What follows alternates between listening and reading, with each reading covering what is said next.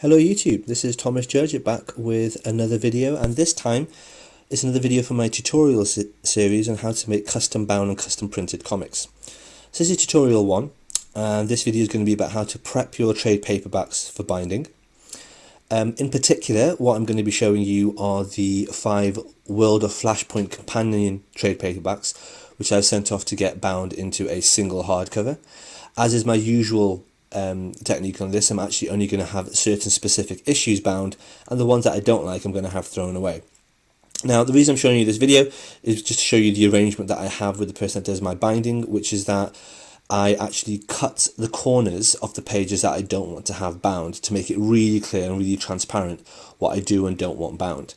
This is going to seem pretty sacrilegious to anyone who's really into comics like myself, but at the end of the day, something worth keeping in mind is that whoever you send your comics to get bound isn't necessarily a comics fan. So saying to them, oh, I want Uncanny X-Men issue 323, but I don't want 324, but I do want 325, you're kind of relying a lot on them getting used to a medium they're not necessarily familiar with. And especially if you're saying things like, oh, I want to keep these special features but lose this page, but keep that bit of artwork but lose the Ed McGuinness stuff, etc, etc, you're much better off just giving them something very clear and very transparent to work with. So although it is slightly painful to do, what I do is I cut the corners of the pages that I'm not going to have bound.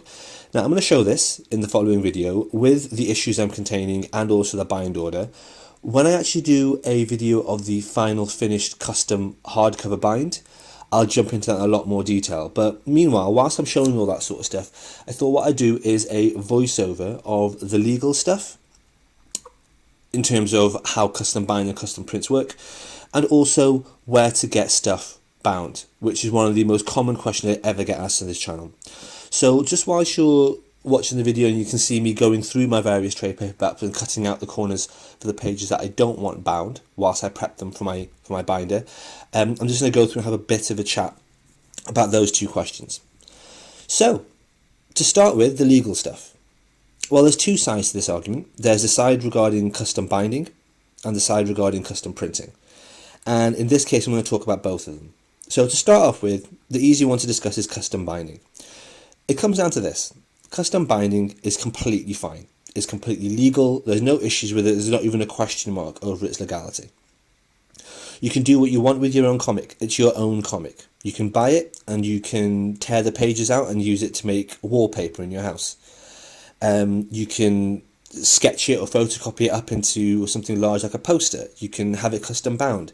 You can scan it and have it as a digital wallpaper on your laptop. That's all absolutely fine.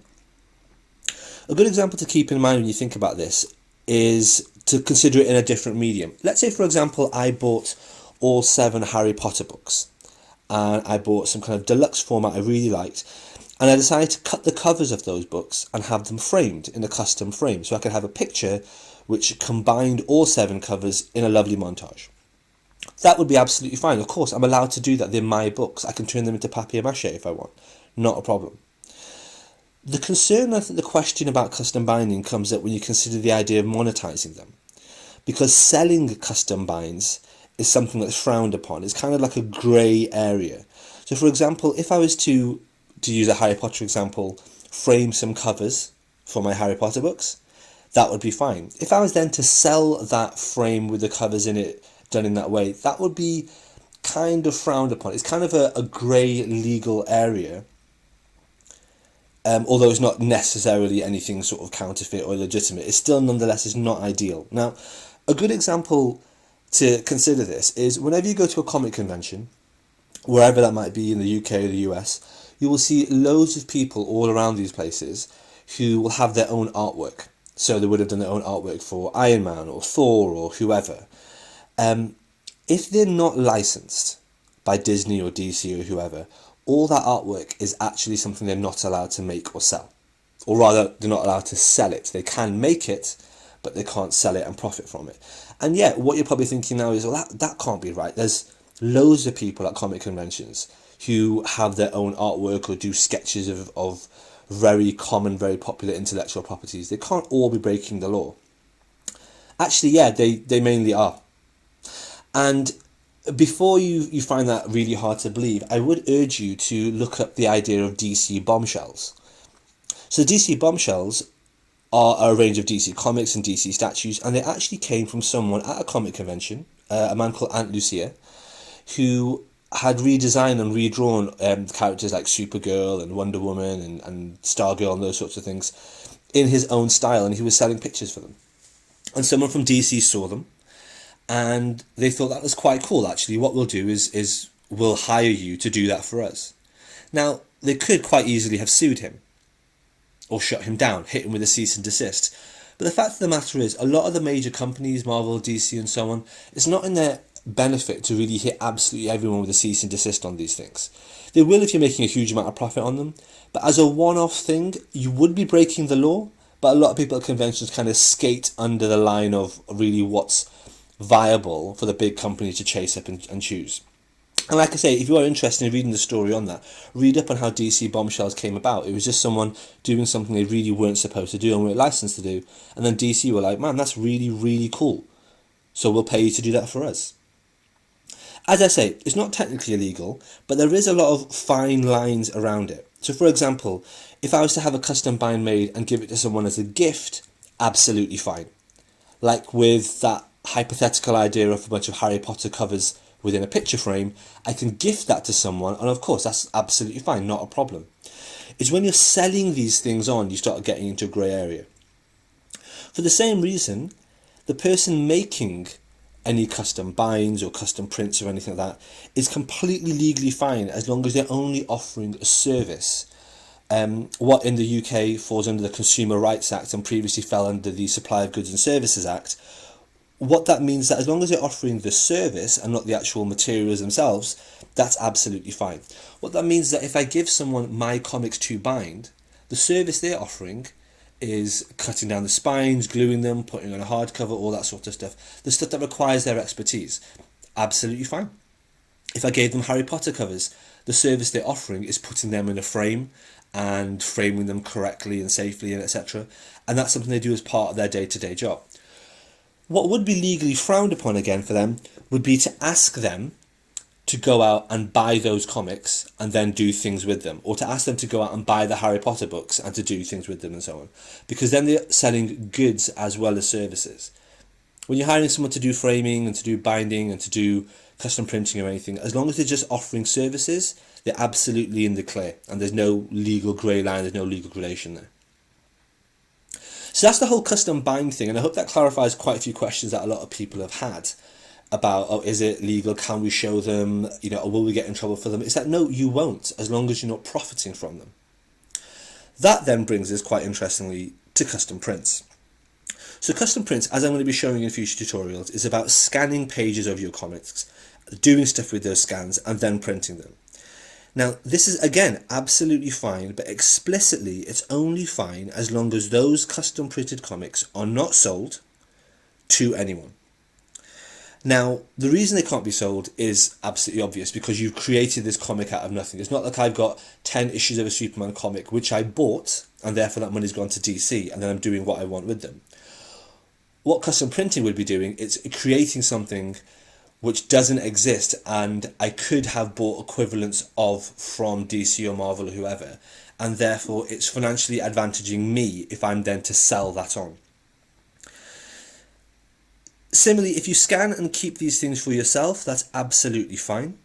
And for using them for prints, that's absolutely fine, as long as the person you're printing them with doesn't then reuse them and say makes another custom Spider-Man omnibus or another custom Hulk omnibus for somebody else. And the reason for that, again, is because what I do is I actually physically have the single issues, as you'll see in the tutorials. I have the single issues, I cut them, I scan them, I do a little bit of image modification on them, I make them into the documents, and then I get them reprinted. So I actually own and have paid for the comics that I'm then getting printed. If subsequently I got 2 or 3 copies of that printed, then actually what I'm doing is I'm avoiding paying money to the creator of that intellectual property, and that is frankly just illegal. So unlike custom binds, where if I bind 3 volumes of a Hulk omnibus that I like, I would have had to buy 3 sets of those single issues. With a custom print, I could do that ad infinitum, which is why you can't reuse your custom prints, or you shouldn't do that because that's against the law. On that note, I will point out some people have contacted me saying they're very keen to get into the custom print game, and that they're using illegal downloads or pirated comics that they got from some kind of torrent website. I don't condone that. I don't think using pirated comics is a very good idea on any level, not only because it's against the law, but also because it's just bad for the comics industry. And the comics industry could do with the support of people buying floppies, buying trades, and buying physical hardcovers. I'm not perfect with that myself. I don't actually buy many floppies unless I'm specifically using them for custom binds. But really buying floppies and purchasing them is really the best thing to keep the comic industry going. So hopefully that was useful, guys. Hopefully that clarifies exactly where the legal standpoint on these things is in terms of custom binds and custom prints. There's a lot of fine lines and there's a little bit of grey area, but ultimately what it means is that, in a nutshell, custom binds are absolutely fine as long as you're not selling them, and custom prints are absolutely fine as long as you've bought the comics to start with and you don't print more than one copy and you're not selling anything. And that's the reason why. If you have any doubts or any questions, like I say, try to consider it in terms of anything else you might create that's custom made. Like, for example, a montage of Harry Potter covers. If you bought the books, you made a framed picture of that, you kept it or you gifted it, that would be fine. If you then started printing out dozens and hundreds of copies like that, then actually that would be taking money away from the publisher and from the creator and so on. And as a result, it's illegitimate. Cool. Just as the video just carries on finishing up, and I hope you're not getting too disturbed by watching me cutting and hacking away at all these comics. I just thought I would very quickly answer the second most common question that I get about custom comics, custom binds, custom prints, and that's where to get them bound. The answer to this is incredibly simple. Anywhere. Any binders. Any book binders. Anyone that does university theses or binds vanity books or vanity publishers or anything like that, anywhere can do it. To find out somewhere in your local area, just Google it. Type in the word book binder and the name of your city. So book binders London, book binders Vancouver, book binders New York. It doesn't really matter. You'll get a whole list on Google, obviously, and then call them. Now, I would say actually just call them over the phone, but to be honest, what I found in my experience, when you speak to book binders and say, oh, do you bind comics and this and that, they'll just flat out just go no. Because they're not used to doing it. It's quite a rare, eclectic thing. So what I'd recommend doing is popping down there and just dropping in. Go in physically with your comics and say, hi, I've got these 15 comics. I just want to have the spine sliced, have them all bound, and give them an idea what else you want done with it, and build up that relationship. And actually what I find is that if you go in somewhere physically in person, with your money in your hand, very few people will ever turn you away. They might say, oh, I've never done that before, but I'm willing to give it a try. And that's absolutely fine. That's how you start building up that relationship. And that's probably not the answer you want in terms of where you get your stuff bound. What I find from a lot of the questions that I get is that people really want a magic wand. People really want me to be able to say something like, oh, if you go to X, they'll take care of absolutely everything for you and they'll sort it all out and it'll be really super, super easy. That's not the case. At least it's not the case in the UK. In America, I know that there is Houchens Bookbindery. I think that's spelled Hauchens, and they're very well known for doing loads of custom binds, and they're very, very good at it. I'm not based in the US. I'm based in the UK, and in the UK there is no equivalent of Houchens.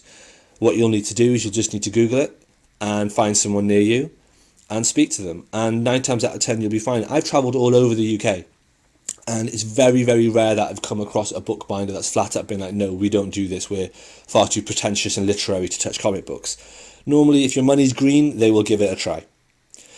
So I guess the question is, who do I use? I previously used Shepherd's in London. I previously used a bookbinder in the Book Village in Hay-on-Wye, but they've now closed down. And I've used a few others. You basically speak to people, see how good they are, give it a try.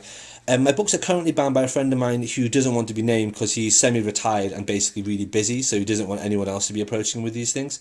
But he does it with me, and it's a lot of good fun.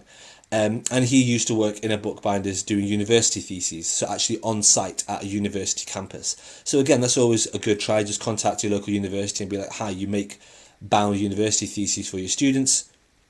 Do you want to give this a try? And just trial and error it. I know it's not the answer that anyone wants to hear, but it is the truth. There is no magic wand. There is no secret place that you need to go that takes care of everything for you. It involves a fair bit of sweat and work and developing a relationship with someone. The alternative, of course, is doing it yourself. I have no idea how to bind a comic myself at all. I also have no interest. However, I have been informed that there's lots of YouTube videos on how to do it, and apparently it's relatively straightforward. It's not something that I'm going to bother doing, just because I have other people that can do that for me. And I've got lots of other stuff to do with my time rather than learning a whole new skill like that. So, that hopefully answers that question. I'm not going to answer any more questions on things like where to get my comics custom bound. If anyone does ask me something like that, what I'll do, I'll just going to divert you directly to this video and just say, look, listen to this. Cool, I hope that was useful, guys, and I hope what you were watching whilst I was slicing the corners of my comics and picking and choosing what issues I was going to keep, hope that wasn't too traumatic for everyone. There will be future videos in this tutorial series about making the dust jacket for this Flash hardcover companion piece, and eventually, once I get this back from my guy, I will do a video on the Flash hardcover companion in a lot more detail, including the bind order and a few other bits and pieces like that. As always, thanks for watching. Please like, comment, subscribe and share this video more widely. And as always, these videos and the work that I do here is only possible from your support by going to the website nogodsorkings.com or picking up a copy of my episodic No Gods or Kings novel on amazon.com for less than $1. As always, thanks for your support, guys, and thanks very much. Until next time, stay classy.